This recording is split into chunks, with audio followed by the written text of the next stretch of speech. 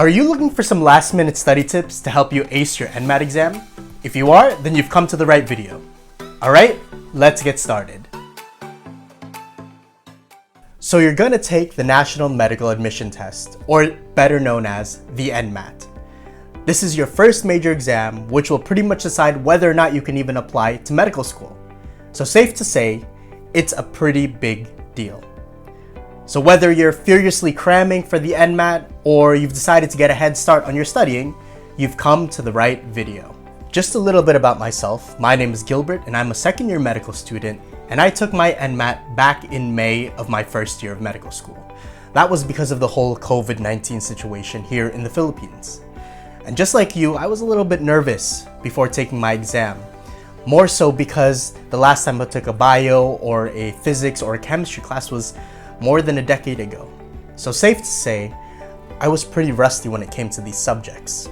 I told myself that I'd take the time to study hard for this exam. I'd start a few months in advance so that I wouldn't have to cram the days before my NMAT. But of course, 2 months became 1 month, 1 month became 3 weeks, 3 weeks became 2 weeks, and then all of a sudden it was Friday and my NMAT exam was in 3 days. And I hadn't started studying.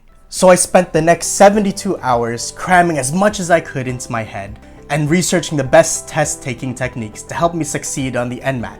And these are the techniques that worked for me.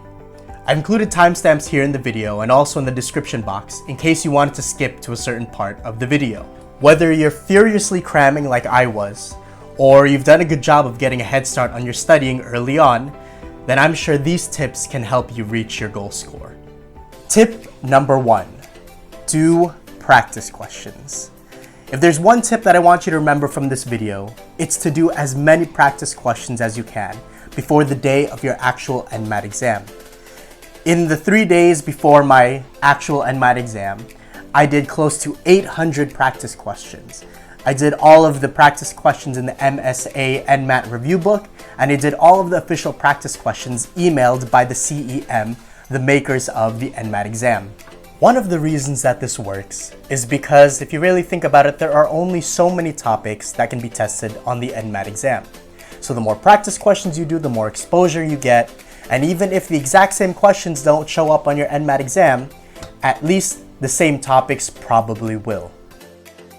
It's important that you don't just memorize the correct answers to the practice questions, because the real learning takes place when you understand why that's the correct answer and why the other choices are the wrong answers. If there are unfamiliar terms in the question or in the choices, then look them up. If there are topics that you're unfamiliar with, then do some research about them. For me personally, I had the hardest time with physics and math. So I spent a lot of time watching Khan Academy trying to relearn basic algebra. I made a list of all the topics that I needed to review, and then I turned that information into flashcards to help me remember it for test day. I quickly learned that I couldn't learn a year's worth of physics in just 3 days. It just wasn't working. So I needed to change up my strategy. And that brings me to tip number 2. Play to your strengths. Start where you're most confident in each part of the test, because the NMAT is divided into 2 parts and each part is divided into 4 subtests. For example, part 1 is divided into verbal, inductive reasoning, quantitative, and perceptual acuity. Part 2 of the NMAT exam is divided into biology, physics, social science, and chemistry. The thing about the NMAT exam is that you don't have to take the subtests in the order that they're given. For example, in part 1, you could skip over verbal and go straight to perceptual acuity. Or in part 2, you can skip over biology and go straight to physics. Playing to your strengths means starting with the subtests that you are most confident in. If you're a physics whiz, then go straight to physics. If you're good at perceptual acuity, then go straight to that section. Here's my tip for part 1 of the NMAT exam. Do perceptual acuity and inductive reasoning first, and then verbal, and then save quantitative or the math section for last. Why should you save the verbal and math sections for last? Because reading long passages and doing math problems will take up your time. Now for part 2 of the NMAT exam, this is my suggestion. That you do social science or biology first, and save chemistry and physics for last. Why? For the same principle, in that doing chemistry or doing physics problems will take up much more time than doing biology or social sciences first. Every point on the NMAT is weighted equally.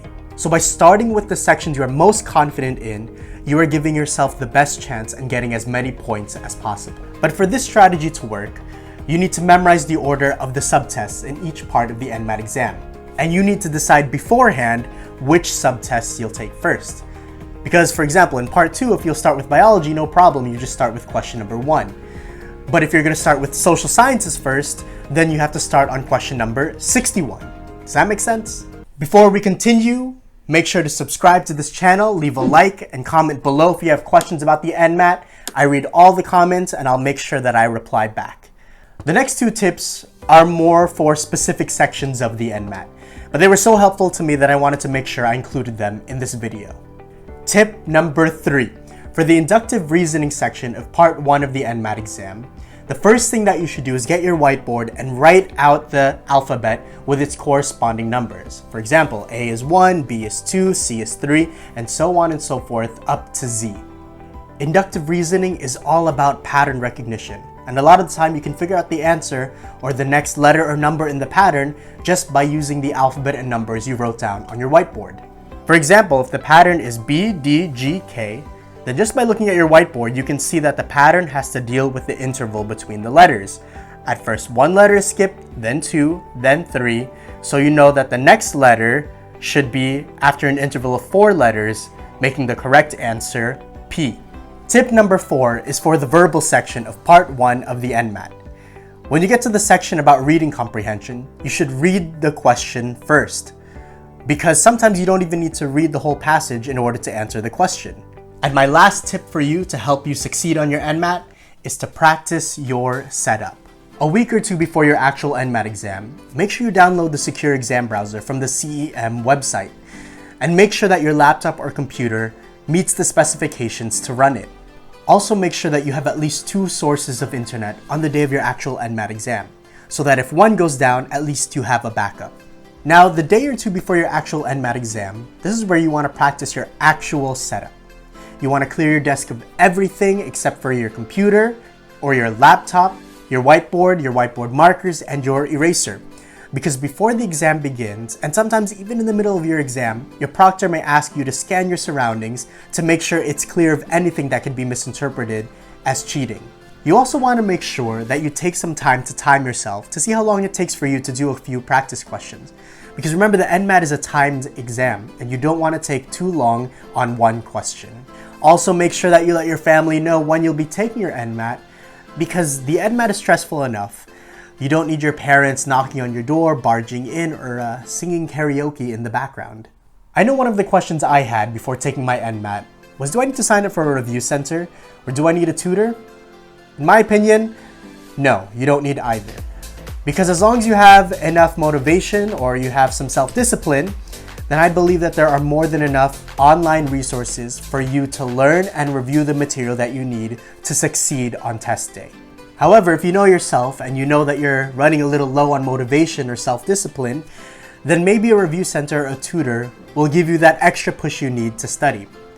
Or you can just find a study buddy, whatever floats your boat. Don't be like me.